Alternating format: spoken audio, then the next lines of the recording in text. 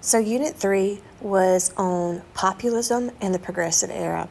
Now, to understand this unit, you need to first understand that this populism or populist movement happened before the progressive era. So the populist movement, okay, so up here with populism, I want you to write the years 1865 to about 1896. And I know that's a very specific year to talk about the end of this populist movement. And there is a specific event that happens in 1896 that signifies the end of this populist party at the time. So the progressive era, this is going to start around the year 1900, and we're going to see it last for roughly about 20 years. So from 1900 to 1920. Now, up here with populism, I want to go ahead and just jot a couple of things down on this title page to kind of get our minds going in the right direction. As far as populism goes, the main people that we're going to be talking about for the populist are going to be farmers and their struggles. That's what this first little part of this unit is about, are farmers and the struggles that they had and the actions that they took to try to fix their problems. Now, down here with the progressive era, I want you to go ahead and write, during this time period, the progressive era is going to follow through 3 presidential administrations. And the first one is going to be the administration of Theodore Roosevelt, often called Teddy. The second progressive president that we get is William Taft. And the third is going to be Woodrow Wilson. Okay? So, that's it for the title page.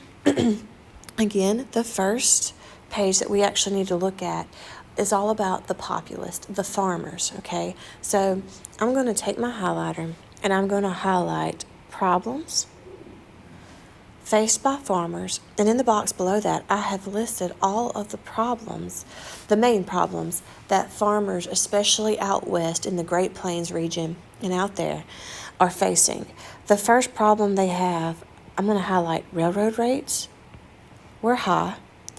The second problem they had is, as farmers, they owned a lot of property, and so they were actually having to pay a lot of money in property tax. All right. Farmers traditionally had a habit of overproducing their crops. And when you produce something too much, it drives the value of that product down. So these farmers are producing too much and they're not able to sell their crops for a good value. They've overproduced. So I'm going to go ahead and highlight here, causing the value of their crop to decline rapidly. The fourth problem that they had, and this is the most common problem that shows up on state tests that they want you to understand, is the problem that they had with the gold standard. Money was backed up by gold, and as a result, that limits how much money we have printed and out in circulation. Well, for farmers who are not very wealthy at all, the problem is the majority of money that is printed is in the hands of the wealthy, which is less than 1% of the population. And if we can't print any more money because we don't have any more gold, these farmers are thinking, okay, well, this is causing deflation. There's not enough money out in circulation. That drives prices down. It's pretty much hitting these farmers from all angles, this gold standard is. So they're going to try to figure out a way to get more money printed without having more gold. All right. The fifth problem are tariffs, specifically high tariffs. And when the government places high tariffs, their goal is to get Americans to buy American products, as we have discussed before. But the problem is, a lot of the times when we raise tariffs on other countries, they retaliate. And there's that retaliatory tariffs. They retaliate and they start slapping tariffs on products coming from the United States of America. For farmers, a lot of the times when other countries retaliate and start putting tariffs on us because we put them on them, they will put tariffs on crops. So a lot of these farmers that are overproducing, they're trying to sell some of their crops to other countries. They're not able to do that because other countries retaliated and put tariffs on crops. So it makes their food more expensive in other countries. So that's kind of hurting their business with other countries. And then number 6, another problem out west in these fairly newly established states, senators, which each state has 2 senators.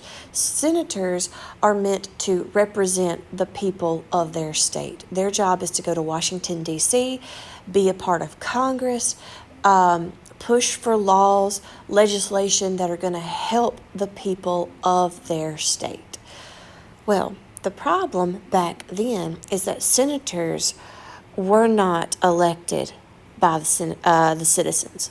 As a matter of fact, they were elected by other state legislators. Ultimately, people were being put in position of senator because of who their friends were, and they weren't really focused on doing what was best for the people of their state. So a lot of these farmers out west in these states would really like to have somebody to go to Congress that actually represents them, that actually tries to get things done for them. So that's a problem. They don't even get to vote for their own senators, so these guys aren't worried about getting reelected by their citizens. And so down here I'm going to also highlight corrupt politicians. A lot of these guys were corrupt.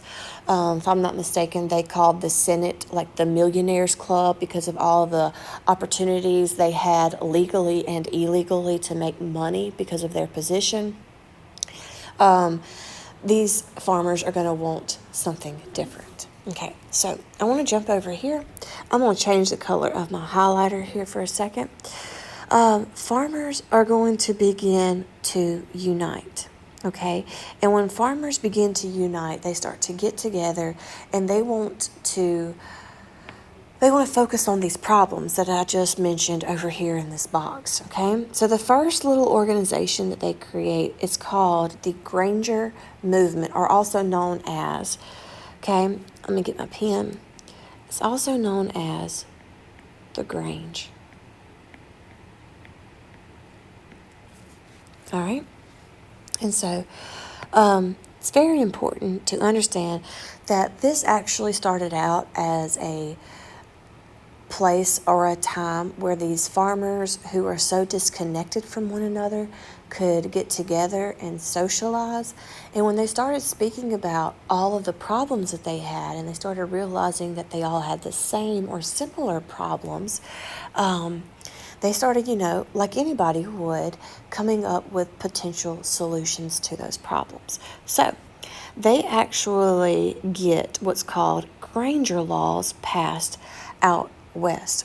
And what these Granger laws did is they allowed, I'm going to write this out to the side. Granger laws allowed each individual state to control railroad rates within that state. Okay, so that's the first thing. So a lot of the states out west are going to start to be able to tell these railroads, these monopolies, hey, this is what you can charge in this state. Well, basically, to make a long story very short, this was a hot mess, okay? But before we get there, these monopolies did not like that, the government's always been hands-off. At least the federal government has. But now these individual states and their governments are trying to tell them what they can and cannot do in their own business. So they try to challenge it. And we actually get the Supreme Court case. Okay, I'm going to kind of erase this so I can have some room to write. Munn versus Illinois. And what Munn versus Illinois was, is basically the Supreme Court had to decide, is it legal for these states and their governments to tell railroads what they can and cannot do with their own business. And so basically, this Supreme Court case actually supported the Granger laws, and it's going to allow states. So what I often get my students to write about Munn versus Illinois, they say states can. Yeah, they can do that. Well, and this is not going to be the first time this happens in our curriculum. We're going to see that sometimes the Supreme Court makes a ruling and then a certain amount of time passes and they make another ruling that completely goes against the one that they had made before. So, kind of what I alluded to earlier, I'm going to put right here. After about 10 years, we're going to see that this is a disaster. Allowing these states out west to control these railroad rates is, for many reasons, it's a complete disaster. So the Supreme Court reevaluates. They have another Supreme Court case, Wabash versus Illinois. I think I'm saying that right. Wabash versus Illinois. And they are actually going to reverse the previous ruling. And what it means by previous ruling is of Munn versus Illinois. They're going to reverse it and say, no, states, they can't do that. State governments cannot tell businesses what to do. Only the federal government can. Only the federal government can control something called interstate commerce. Now, I want you to take our pencils. I don't know why this is so confusing for many students, but I'm going to circle interstate commerce. Okay, interstate means across states. Commerce means trade. So any type of business, whether it be railroad, trucking companies, buses, today, the Interstate Commerce Commission, which we're going to get to here in just a second, can control them, okay, because they are businesses or that travel across states. So in this case, what it means by interstate commerce, since we didn't have 18-wheelers and things like that back then, they're talking about railroads. So only the federal government can regulate where it says interstate commerce in parentheses. I mean, they're the only ones that can regulate railroads. Now, it's really easy for the federal government to make decisions on who gets to do what, but if they don't actually put somebody in place to do the regulating, what good is it to have made this ruling? So you can see this Supreme Court case, Wabash versus Illinois, or Wabash versus Illinois. This is going to lead to a law that Congress passes so that we can create something called the Interstate Commerce Commission. And what the Interstate Commerce Commission does is it regulates railroads, anything that travels and is a business that crosses over state lines. Okay, so today it would be railroads, it would be 18-wheelers, all those things that I mentioned earlier. So now I will tell you, and I'm going to circle this whole entire thing, it is extremely important for you to remember that the Interstate Commerce Commission is the first time that the federal government created an agency that's going to regulate big businesses. Okay, so what I want to write out to the side over here, that this is the exact opposite of laissez-faire. This is a drastic move away from the pattern that the federal government has set throughout history in this country of remaining hands-off, leaving businesses alone. And here they are making this group, the Interstate Commerce Commission, and making them and telling them, hey, we want you to regulate interstate commerce. We want you to make sure that these railroads are not abusing their role. Okay? So that was, to be honest with you, pretty successful for the Grangers, okay, in this Granger movement. But that movement kind of comes to an end. The next one that we get is going to be something called the Farmers Alliance. And what's important for you to note about the Farmers Alliance is they really focus on educating farmers on their struggles. Come to find out, most farmers were uneducated. They didn't understand things like interest rates and loans and railroad rates. They didn't understand that a lot of the times they were being taken advantage of because they were so uneducated. So the Farmers Alliance, their main goal was to educate farmers. And then the next one is there's actually a political party formed, okay? And every political party outside of the two main ones, which are the Republican and the Democrat, every other political party are what we would call a third party. All right? There has never been a president elected from a third party since we've had political parties. So often what I go over with my students is, well, what's the purpose of a third party if, those guys never get elected for the big job? And to be honest with you, the purpose of a third party is to bring awareness. That's the main job. There's other ones. But to kind of focus on certain people. And for example, the populist here, I want you to think these are farmers. Some laborers, like union members, are going to join this populist party. But for the sake of this class and for the sake of state tests, you see populist, the first thing that needs to pop in your head, okay, that's farmers. Okay, so this populist, they form this political party. The chances of them getting a guy in the general election to be elected and all that is not very high, but that's not their goal. As a third party, their goal is to bring awareness to the struggles specifically that farmers had. All right, so formed mostly by farmers and laborers. Their goals, okay, their platform, it's called the Omaha Platform.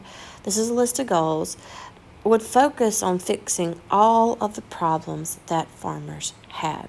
It's very important for you to know, and I'm going to get my pen here and I'm going to circle this word platform. Every political party has a platform. A platform is like their agenda, their goals. What do they want to see done in this country? These goals are not necessarily always met. It's just the things that they're focusing on. So, to add on to that, we're going to jump to, wrong page. Okay, we're going to jump to the next page, which is this one here. I have repeated, just so that it's easy to look at, I have repeated the problems faced by farmers that we had on the page before, and I've just put it here because it's easier to look at. So we're not going to be highlighting or re-highlighting anything in that little box there. So I want to bring your attention over here to, here's the Omaha Platform. This is, again, a list of goals set up by the Populist Party. Let's make sure we remember, who are these populists? They are farmers. And below that, I actually had the list of changes that, the list of goals that they want to meet to help specifically farmers and, again, some workers in cities that are struggling with like wages and stuff like that. But main people, farmers. Let's get our highlighter. The first thing that they wanted to be able to do is they wanted something called the direct election of senators. They wanted to be able to elect their own senators. So if you actually look at each one of these goals, okay, I'm going to get my pen here. The direct election of senators, this specific goal is going to fix this problem. that we discussed on the page before. It's going to fix the problem that they have of these senators going to Washington, D.C. and not being concerned about doing things that's best for them. Like, hey, if we get to elect our own senators and they don't do their job, we'll elect somebody else the next time elections come around. Okay? So that's the first thing they think states should be able to do is the people in those states should be able to vote for their own senators. Okay? The next thing is they wanted tariffs to be lowered so that farmers can now actually sell a lot of their crops, especially their surplus crops, to other countries. So here we go again. This particular goal in this platform is going to fix the problem right there that they had of overproducing, okay? The next one, they wanted something called a secret ballot. And to be honest with you, this was more of a push of the laborers, the workers in cities, than anything, because a lot of them, their jobs and things were being held over their head when voting came around. And if they did not vote a certain way, they would lose their job, whatever it may be, their home, whatever. And the problem with that is because literally their own boss could go with them to go vote and watch who they voted for. So right here, the Australian ballot is going to kind of help keep those corrupt politicians out of office, that these people will actually be voting for people that deserve the position. All right. The next one is, and this is important, their problem with the railroads. They actually asked for the government to come in, and I'm going to circle a very important word here, completely take over the railroad. Not just regulate the railroad, completely take them over, basically let the government own and operate railroads, and that way they can set fair railroad rates and things like that. So again, that's going to draw my arrow again, that's going to fix the problem that farmers had with railroads. All right, back to my highlighter. They wanted what's called a graduated income tax. Okay, and what I want to write out beside a graduated income tax, all right, important. The more you make, the more they take. All right. So this is literally a tax that is going to look at how much money you make and take a portion of it. And the reason that farmers wanted this again is because, remember, problem number 2 is one of the ways that the government made a lot of money was off of property taxes. Well, as a farmer, they had a lot of property taxes were really high. And so they suggest, hey, instead of taxing property so much, lower that tax and start taxing people's income. And don't just tax it all the same. Tax it to where if you make more money, they take more money from you. You know, don't take a lot of money from the people who don't make a lot of money. And so they suggested a graduated income tax. Okay. The next thing that they suggested was something called a subtreasury plan. And I basically explained this like they know that they're overproducing. There's not an easy solution to that at this moment. So they were like, okay, well, instead of flooding the market with all of our food, how about we keep our food in these warehouses that are going to be built, and we will release it slowly out onto the market when the demand goes up for that product, for that crop. And so what that will do is if the demand for a product goes up, the value of that product also goes up. So what that's going to fix for farmers here is that's going to fix their problem of overproducing. Like, okay, we might overproduce, but we'll be able to keep our crops for a little while and release them slowly out onto the market when the price of them goes up. The next one is the one, again, this is going to be the topic that is the most common on state tests. The issue with currency, money. Remember, their issue over here is that money was backed up by gold. We can only print as much money as we had in gold, and that causes what's known as deflation. All right. And what these farmers need is a little bit of inflation. Okay, a little bit more money out in circulation will kind of help drive the price of goods up. And as a farmer who's overproducing their goods, making their value drop, if we can get more money out in circulation and cause inflation, it will increase the value of their food. So I do want you to also highlight that they want to cause a little bit of inflation, not too much, but a little bit of inflation. And how they want to do that is they actually want to add a metal to the gold standard. This is called bimetallism. You may see it also worded on your test as the free coinage of silver. They want to add silver to the standard, and that way we're not just printing what we have in gold. We can print what we have in gold and silver, print more money. All right? So again, these are all just goals. The Omaha platform are things that the Populist Party wanted to see done. Some of them are going to be done. Some of them are not, okay? Some of them aren't going to be done until after the Populist Party pretty much no longer exists. So, speaking of that, down here, we're going to discuss what happened to the Populist Party in 1896, okay?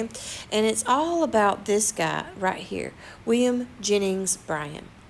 Now, the Democrats chose William Jennings Bryan to be their person to run against William McKinley in the presidential election of 1896. Okay, now I know it says right here that William Jennings Bryan was chosen by the Democrats, but he was and I'm going to highlight it here, he was actually a populist. Okay, so the Democrats still choose him, and okay, so I think I was at where he was a Democrat, but chosen by the Democrats, but he was actually a populist. So he is running against the Republican candidate, William McKinley, and you need to know this information about William McKinley. He is a hands-off kind of president. He thinks the government needs to keep their hands off. So this guy, McKinley, he has the support of people like Rockefeller and Carnegie and Morgan and Vanderbilt. These men who typically don't get along with one another will actually help fund a lot of McKinley's campaign to help him get reelected simply because he's a laissez-faire kind of guy. All right, so yeah, he was supported by monopolies and other big businesses. William Jennings Bryan, on the other hand, is going to kind of have a little bit more support of the small guy. So some of the workers, the laborers, the union workers, farmers. The problem is, especially for like the workers and things in the cities, is there's still no secret ballot. Yes, that was a goal of the Omaha platform, but it hasn't happened yet. So even though William Jennings Bryan probably had a lot more support than what William McKinley had, when it comes down to it, he is going to be defeated in this election. But over here, this picture, I'm going to kind of like highlight around this picture here, is the most popular thing that shows up about William Jennings Bryan on state tests. The cross of gold speech, okay? Before this election is over, he gives a speech, okay, about the gold standard. And over here to the right, I want to highlight, he's supported bimetallism, okay? He supported adding silver to the gold standard, okay? And this whole speech, you need to understand, he is criticizing the gold standard. He's saying like, hey, look, the gold standard is causing deflation and it is killing farmers. It's killing people in the working class and the poor poor region of that class as well. And so he's actually alluding to here with this gold cross here, and then in his hands he has the crown of thorns. He's actually alluding to the crucifixion of Jesus Christ and how the cross killed Jesus, and this gold standard is killing the little guy. And of course, that's kind of an exaggerated analogy that he uses there, but he gets the message across. But ultimately, because of his lack of support, he's going to be defeated by William McKinley. And when he is defeated, the reason I was very specific with the year 1896, when he is defeated, this signals the end of the Populist Party. So a lot of those goals and things that the Populists had brought up, they're not going to be forgotten. They're actually going to be picked up in the next little time period that we get called the Progressive Era. Okay, so the Progressive Era is coming in, but before we get to it, I want to make sure that we understand who can regulate interstate commerce. And it's kind of a review from the Granger movement from the populist part of this unit. So at first, Munn versus Illinois said that states can. 10 years later, Wabash versus Illinois, states cannot, only the federal government can. And so when the federal government decides, hey, it's actually us that can tell these railroads what to do, they are going to create the Interstate Commerce Commission, and they actually do the regulating, all right? And this is the first time the federal government ever created anything to actually regulate big businesses. And in this example, for interstate commerce, it's railroads. All right, and then we get the Progressive Era. Now, what you need to know about the Progressive Era, all right, I'm going to highlight it. I'm going to get my pencil here. You need to know during this era, we get more government. Okay, this is anti-laissez-faire, where the laissez-faire type of government is a government that has been keeping their hands off of businesses, and that has allowed monopolies and a lot of abusive practices. During this time period from 1900 to 1920, we're going to see the three progressive presidents that we get are going to push heavily for government involvement to kind of balance out some of these things that's going on. Okay, so more government involvement. Okay, there's going to be some changes made in local government, so smaller like states and cities. It starts with Robert M. La Follette. He is going to be the governor of Wisconsin. And he actually tries some things in his state that most states have adopted today. And what these things are the direct primary, the initiative, a recall, a referendum, and a secret ballot. Okay, and what the initiative is when the citizens can take the initiative. They can kind of create a piece of legislation themselves to turn over to their lawmakers to vote on. Okay, a recall is when you have a lawmaker in place that's not doing what they're supposed to be doing, and they can be removed. A referendum, just so you know, sometimes our lawmakers don't want to make certain decisions because, to be honest with you, they know that if they choose one way, they're going to make a lot of people mad, or if they choose another way, it's going to make different set of people mad. And so they will refer it, and that's what a referendum is. Instead of making the decision on the law themselves, they will turn that law over to the people to vote on. Okay, kind of takes the blame off of them. And they'll also do it for laws that are going to affect the public a lot. And they were like, who better than to make this decision instead of us, just a few people? Let the people that it's going to affect the most, let them choose. So they'll do a referendum. And then a secret ballot, also known as the Australian ballot, which actually is by law. you can, when you go to vote, nobody can be standing over you. Your spouse doesn't have to stand over you. Your boss does not have to stand over you. You can vote in secret. And that way, nobody can hold your job or your position over your head for you to vote one way or another. Okay, so again, all of those things, what they're going to do, okay, and I'm going to kind of bracket them together, is they make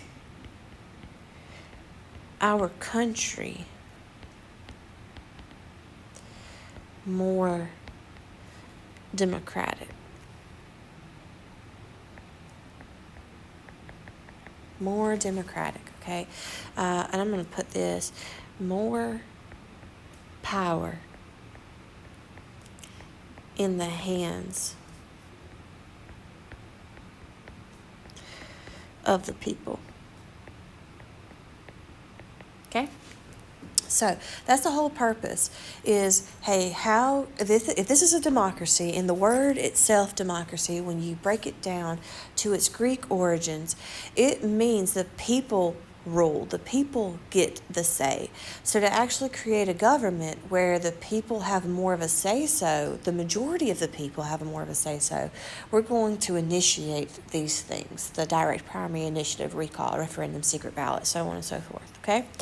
I'm not going to spend a ton of time talking about this little middle section here about women's suffrage, not because it's not important, but we're going to talk about this again when we go over civil rights. So, very important for you to understand what this word right here means, suffrage, and it means the right to vote. All right? And just so you know, there were some states out west that randomly were allowing women to vote, but what they're wanting here, it's called full suffrage, okay?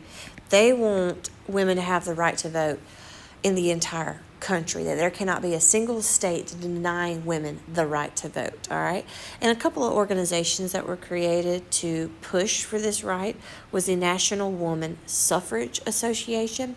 And the reason it's important for you to understand what the word suffrage means is because if you're on state test or test in general and you see that name pop up, Women's National Woman Suffrage Association, you can just go ahead and bank on it like, okay, well, they probably focused on the right to vote because that's what suffrage means. So it really does help. A couple of women that were very important in these groups was Susan B. Anthony and Elizabeth Cady Stanton, okay? If you see those names, the first thing you need to think of is like, okay, that's women's suffrage. Those ladies were pushing for the full right for women to be able to vote in this country, okay? And then down here, again, American Woman Suffrage Association. Yet again, you know what the word suffrage means. You can see that organization and pretty much deduct, like, okay, that is talking about the right to vote for women. All right. A little bit more in detail over here, we get the temperance movement. And as far as this word right here, temperance, okay, temperance literally means to sustain from drinking alcohol, to ban alcohol. The most prominent, important group that pushed for temperance, for banning alcohol, was a group called the Women's Christian Temperance Union. And one of their biggest issues, they had a lot of issues, but one of their biggest issues with alcohol is a lot of them are what we call Protestant Christians, or fundamental Christians, and they believe, number one, that it's sinful. Okay, they're the ones that in class I showed you a picture of all the women lined up with a sign that said, "Lips that touch liquor shall not touch ours." They believed that alcohol was causing a lot of problems in urban areas, a lot of crime, a lot of domestic violence, so on and so forth. But their biggest issue is tied to their religion, that it is sinful, okay?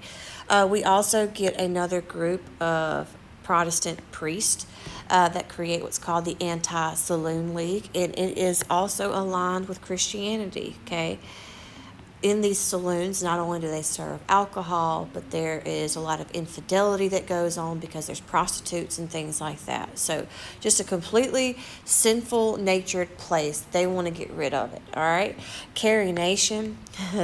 This is my hatchet girl. All right. If you have me in class, you know, I guess that's how you spell hatchet. You know her, okay? She's the one that had a tendency to go into these saloons, to go into these bars, and read scripture and have a hatchet in her hand while she was busting up liquor bottles. She was a little out there. As a matter of fact, she had actually tried to join the Women's Christian Temperance Union, and they saw her views and her ways of being so radical, so extreme, that they denied her acceptance into their little group there. So she just kind of took matters into her own hands. But I will say, eventually, we do see success with this movement. We got the 18th Amendment, and this 18th Amendment is going to ban alcohol. It is called prohibition. It's going to be a long time, but eventually, this is just kind of worth mentioning now, eventually alcohol is going to be released back to the public with the 21st Amendment. But for a little over a decade, so for a little over 10 years or so, we're going to see that the manufacture, sale of alcohol, and the distribution of alcohol is going to be illegal. During this time period, we're going to see public education go up. And the reason is because child labor laws are going to be created. One of those child labor laws, I've highlighted it and I also want to underline it, is the Keating-Owen Act. If children legally cannot work, then they can go and get an education. So we're going to see the number of public school students is going to increase drastically.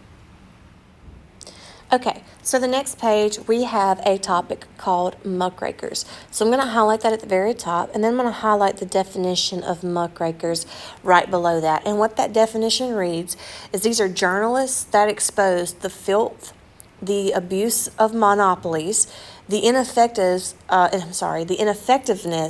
of politics and political corruption from the, and I'm going to circle this down here, they're writing about this going on during the Gilded Age. So I'm going to, up above the word Gilded Age, I want you to understand they're writing the truth. They're exposing all of the filth from the Gilded Age. So to start with, the first muckraker, okay, his name is Jacob Riis. All right. He writes a book called How the Other Half Lives.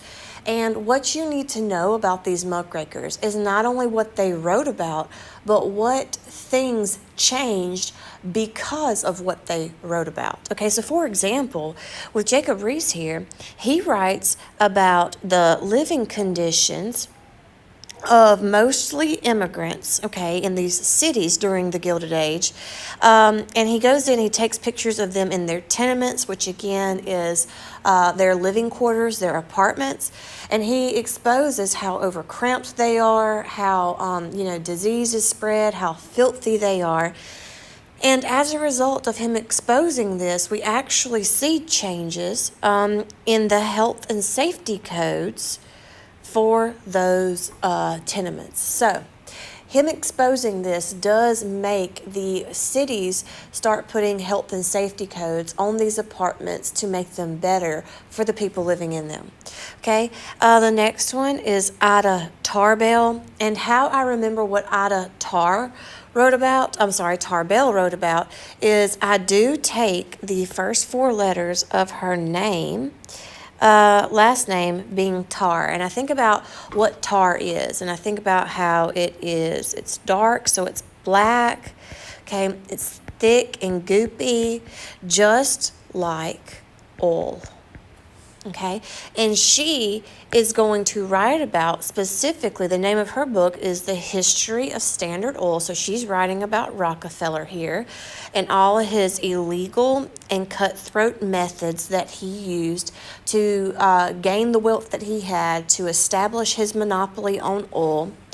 And as a result of this book, we're actually going to see eventually Standard Oil is going to be forced to be broken up into several different companies in order to create that competition in the oil industry. So I do want to add here, her book brings awareness to him, to Rockefeller, and his dangerous methods that he used to create his monopoly, but the actual law that he is going to be accused of breaking, that they are going to use to force his company to be broken up into several different companies, is called the Sherman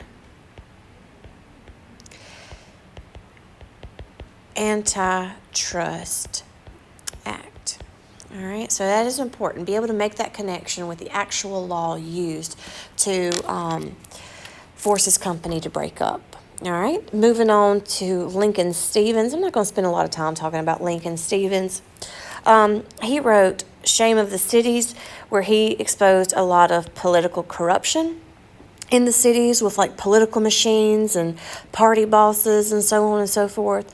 John Spargo wrote The Bitter Cry of the Children, where he talks about the terrible working conditions for children, especially in the mining industry, and the toll that these children working in these mines, the toll that was taking on their bodies mentally and physically.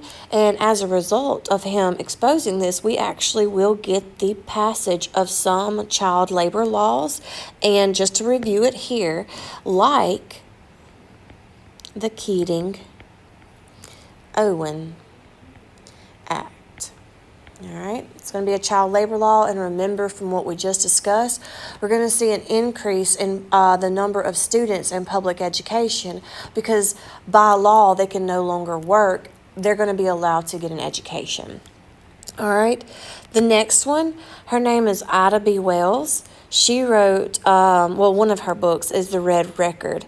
She wrote about the lynchings, hangings that were going on in the South for African American men specifically. And basically what she's exposing is that these lynchings, again, which are illegal hangings, are happening and nothing is being done about it. Nobody is being held accountable for all of the deaths of these African Americans in the South. So the sad thing is, and I am going to highlight it, is out of all these muckrakers, pretty much her work is the only one that is ignored. There aren't any changes going to be made in lynching until we get the civil rights movement later on, okay? The next one, and he is so very important, so let's highlight Upton Sinclair. He wrote the book The Jungle, and he is so important. I actually want to highlight everything under him. He wrote about the meatpacking industry. He's the one that went into the meatpacking industry kind of undercover. He actually went into the industry to talk about the terrible working conditions.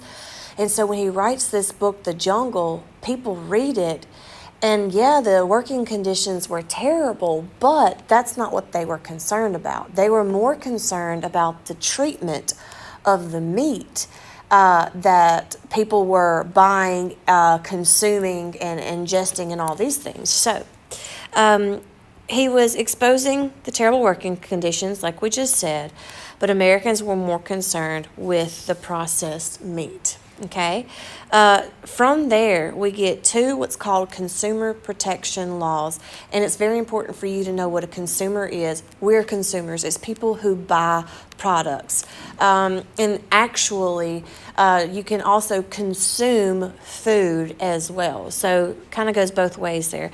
But the two laws that we get are the Pure Food and Drug Act and the Meat Inspection Act. Okay, now outside Pure Food and Drug, I want you to understand this is the reason we get labels, not only on medicines, which is what it means by drug here, but also on our food, for us as consumers, for us to know exactly what we are consuming, exactly what we are putting in our body. Okay, now for the Meat Inspection Act, this is the reason like meatpacking industries.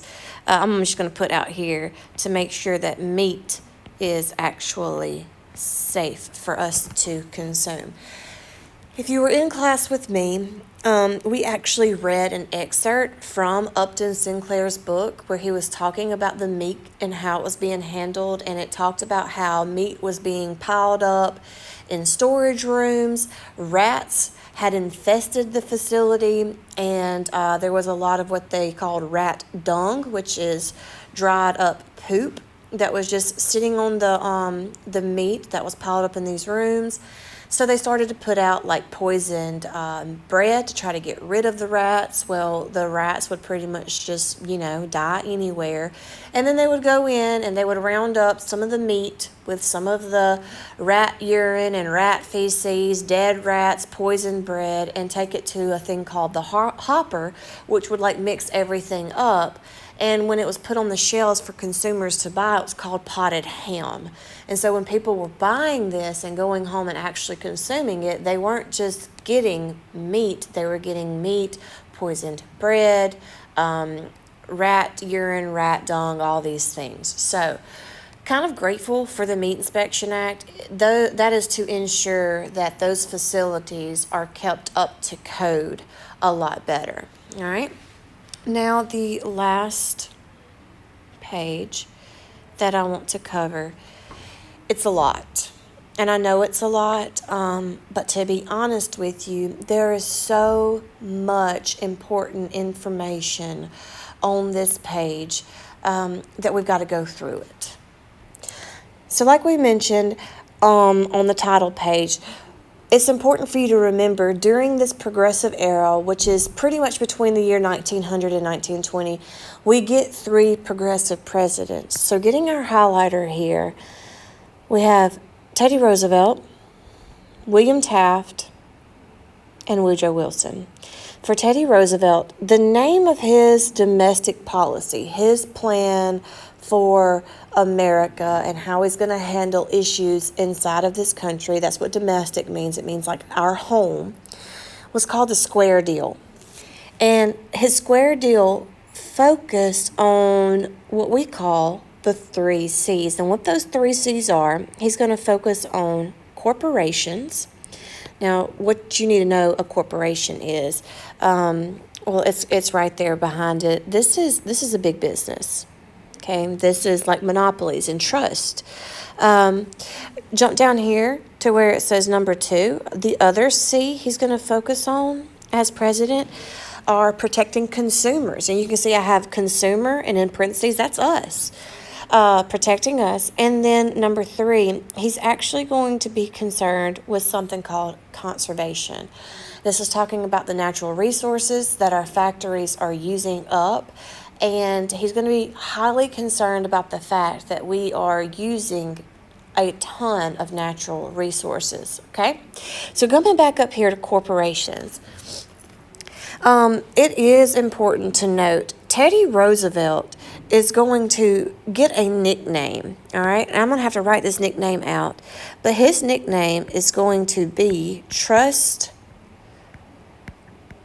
Buster.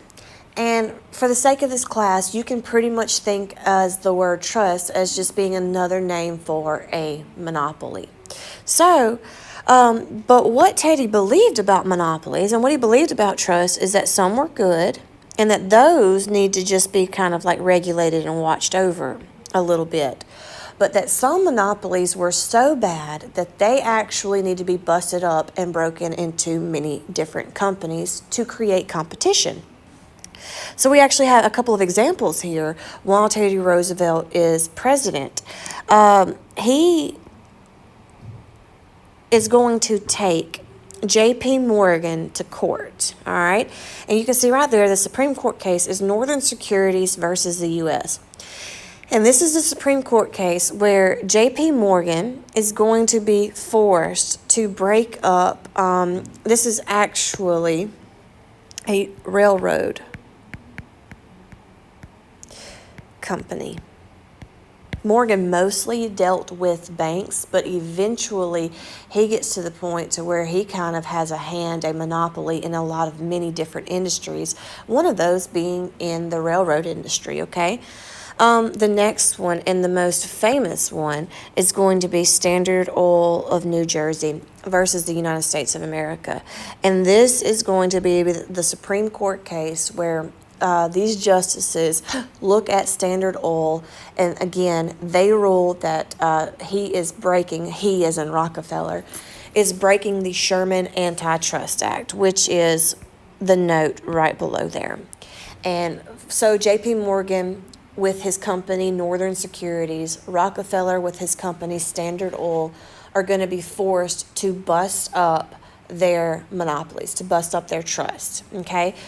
The next law that is going to be passed during Teddy's administration that is mentioned here is something called the Hepburn Act. This is one of those laws that it's not hard to understand, but it is very easy to forget, okay?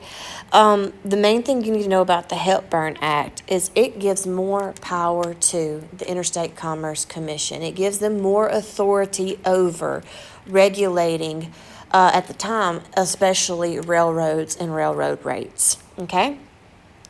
Jumping down here to consumer protection, Teddy Roosevelt actually read Upton Sinclair's book, The Jungle. So I'm going to just, as a little review out here, remember, this comes from the book, The Jungle, okay? And as president, he is going to push Congress to pass these two pieces of legislation, all right? Down here with conservation, kind of like I alluded to earlier, okay, is that he is very concerned by how much natural resources we are using, okay? So he's going to set out to protect some of these so we don't use them all up. And just a little example, he set aside nearly 230 million acres of lands to reserve. He creates 150 national forests, 51 federal bird reserves, so on and so forth. And these lands, these animals, these places, they are protected by law, enforced by the government, okay? And so jumping over here to William Taft, just a little reminder, William Taft was supposed to be like a Teddy 2.0. Like, Teddy pretty much groomed Taft to take over the presidency once Teddy was done for his two administrations, okay? So, where it says, like, well, what was Taft's domestic policy name? He didn't have one. It says William Taft did not have an official name for his policy. He was expected to continue with Teddy's square deal, okay? And before Teddy leaves, Teddy kind of warns Taft about a couple of things he needed to make sure he didn't mess with. He told him, hey, do not mess with tariffs and do not mess with conservation. So keep that in your mind. To be honest with you, even though Teddy Roosevelt has the nickname Trustbuster, if you see right here, Taft actually busted up twice as many trusts as what Teddy did. And he's going to use, I'm going to draw a little line here, he's actually going to use the same law that Teddy used to break up these trusts, okay? This is where we kind of start to see things fall apart. Again, Taft is supposed to be continuing what Teddy has done in the presidency, the 2 terms beforehand. Well, if you see right here, he actually fires Teddy Roosevelt's head of the Forestry Service, and there's his name right there, and replaces him with somebody who's not necessarily concerned with conservation. As a matter of fact, he replaces him with somebody who leases some of the land and the resources on the land that Teddy had been trying to protect. All right, so that is kind of his first move away from what Teddy had informed him to stay on track with. All right, and the second thing is he actually signs a tariff the Payne-Aldrich tariff, which raises them. That's the other thing that Teddy told him, do not mess with. Okay? So right here, we actually see that he begins to veer away from